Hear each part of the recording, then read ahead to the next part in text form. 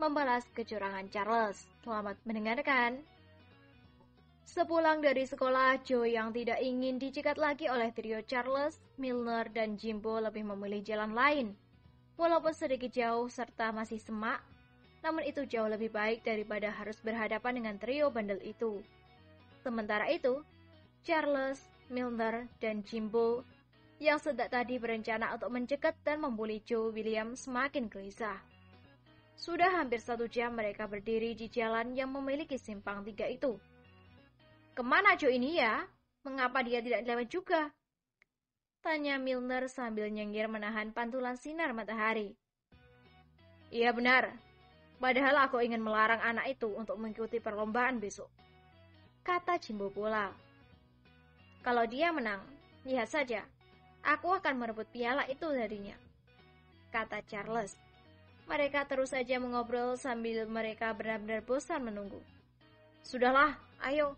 Joe itu pasti menunggu kita pergi baru keluar. Mungkin dia sedang bersembunyi, kata Charles. Besok kalau bertemu di sekolah, akan aku jitak kepalanya itu, kata Jimbo dengan geram. Ketiga anak itu pun sepakat untuk tidak lagi menunggu. Mereka bertiga lalu melangkah menuju ke perkampungan sambil sesekali melirik ke belakang kalau Joe muncul. Namun sampai mereka lelah, Joe sama sekali tidak terlihat batang hidungnya. Di jalan setapak, Joe baru saja akan tiba di pondok atau gubuk reot miliknya sambil meletakkan tas di atas kepala untuk melindungi dari sinar terik matahari. Tiba di depan pintu, dia lalu mengucapkan salam, kemudian mencium tangan lelaki tua itu dengan penuh hormat. Sudah kembali kau, Joe? Tanya kakek itu. Sudah, kek. Apa kau masih diganggu oleh anak-anak itu? Tanya orang tua itu. Mereka kan tidak tahu jalan yang kakek buat itu. Hehe, ada untungnya juga jalan itu buatmu. Sekarang, kau duduk dulu, 10 menit. Sini, kakek cium aroma. Apakah kau ada makan es atau tidak? Kata Joe menghembuskan nafasnya ke arah lelaki tua itu. Nafasmu bau ular kobra. Sana mandi dan sikat gigi. Kata kakeknya menyuruh Joe untuk mandi. Aku bingung, kek. Bingung kenapa lagi kau, heh? Tanya lelaki tua itu. Kakek menyuruhku mandi, lalu gosok gigi. Mana gigi yang mau aku gosok, kek? Lihat, gigiku ini ompong dan hanya tunggul hitam. Kata Joe sambil menunjukkan gusinya. Ya sudah, sesukamu sajalah. Hehe, aku mau mandi di sungai. Kata Joe sambil berlari dari rumah, lalu enak saja dia seperti terbang dan biur. Terdengar suara percikan air membuat lelaki tua itu hanya geleng-geleng kepala saja. Selesai mandi dan makan tanpa disuruh, Joe pun langsung latihan. Hal ini membuat lelaki tua itu terheran-heran. Karena biasanya Joe ini harus dipaksa dulu baru mau latihan. Tumben kau latihan tanpa disuruh, Joe? Besok aku ada perlombaan, kek, di sekolah. Lomba apa? Tanya kakek itu. Lomba lari, lomba meniti jembatan licin, dan lomba bersepeda. Aku kan tidak punya sepeda, jadi aku ikut lomba lari beregu dan lomba meniti jembatan licin saja. Jawab Joe. Kalau kau mau ikut lomba lari, sini, kakek pasang kakimu dengan pemberat itu. Kau tidak boleh membukanya sampai besok pagi. Kini lelaki tua itu berjalan ke arah belenggu terbuat dari kayu balok dan memasangkannya di kaki anak itu. Sudah, pergi lagi dari sana. Hehehe. Anak itu hanya tertawa saja lalu mulai berlari dengan kaki dibebani oleh belenggu berat itu. Sampai pagi ya, kek. Bisa copot kakiku ini? Kata Joe mulai jatuh terduduk. Aku tidak menyuruhmu berlari sampai pagi. Pokoknya kau harus memakai itu sampai pagi. Jangan dilepas walaupun sedang tidur. Oh, kata Joe singkat. Keesokan harinya, ketika semuanya sedang mempersiapkan segala sesuatunya untuk mengikuti perlombaan itu, dari kerumunan orang tampak Jimbo datang, lalu menghampiri Joe dan Harvey. Dengan langkah angkuh, dia memberi peringatan kepada Joe untuk jangan mengikuti perlombaan itu. Tidak ada jawaban dari mereka. Joe, Harvey, dan Lillian tidak mempedulikan ancaman dari Jimbo ini.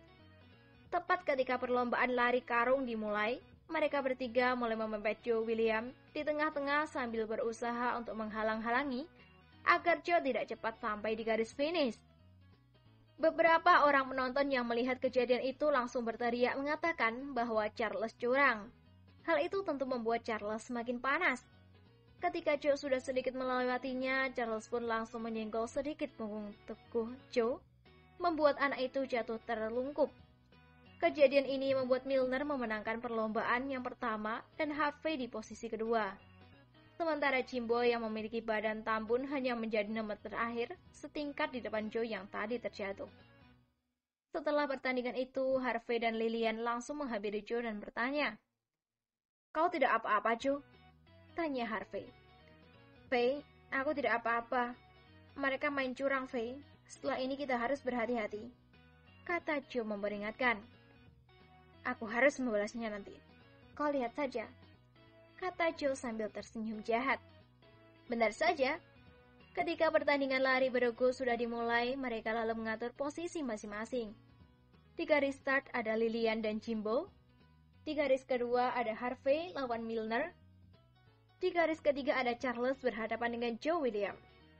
Begitu peluit tanda pertandingan dimulai, Lillian yang seperti anak kurang darah itu seimbang dengan Jimbo yang tambun dan keberatan perut. Namun begitu tiba di giliran Milner melawan Harvey, Harvey sedikit keteteran, membuat Joe terpaksa harus berlari menyusul Harvey untuk mengambil sesuatu yang berada di tangan sahabatnya itu.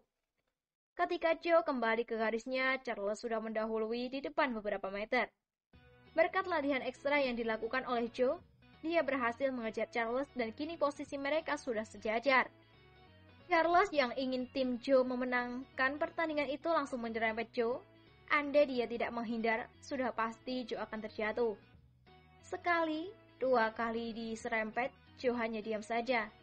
Namun ketiga, Joe tidak tinggal diam. Tepat ketika Charles akan menyerempet ke arahnya, Joe William langsung menghindar dengan kecepatan tinggi. Ujung kakinya langsung menyentuh tumit kaki kiri Charles sehingga kaki kirinya menendang kaki kanannya sendiri. Membuat anak itu jatuh mencium tanah dengan darah menyembur keluar dan beberapa giginya juga patah. Seperti tidak ada kejadian, Joe pun menyelesaikan larinya hingga sampai di garis finish. Setelah itu barulah dia kembali berlari ke arah Charles yang sudah mulai dikerumuni banyak orang. "Ada apa, Joe?" tanya Harvey. "Dia sudah keterlaluan, Faye. Aku sudah tidak bisa tinggal diam lagi. Itu pelajaran pertamanya untuknya," kata Joe dengan acuh tak acuh, lalu duduk di batu cor-coran tempat tiang bendera. Kejadian ini, pihak panitia pun memilih untuk tidak lagi melanjutkan perlombaan itu. Kini semua guru beramai-ramai mengantar Charles ke rumah sakit untuk mendapatkan perawatan. Begitulah cara Joe menyelesaikan masalah, kata Joe dalam hati sambil tersenyum penuh kepuasan.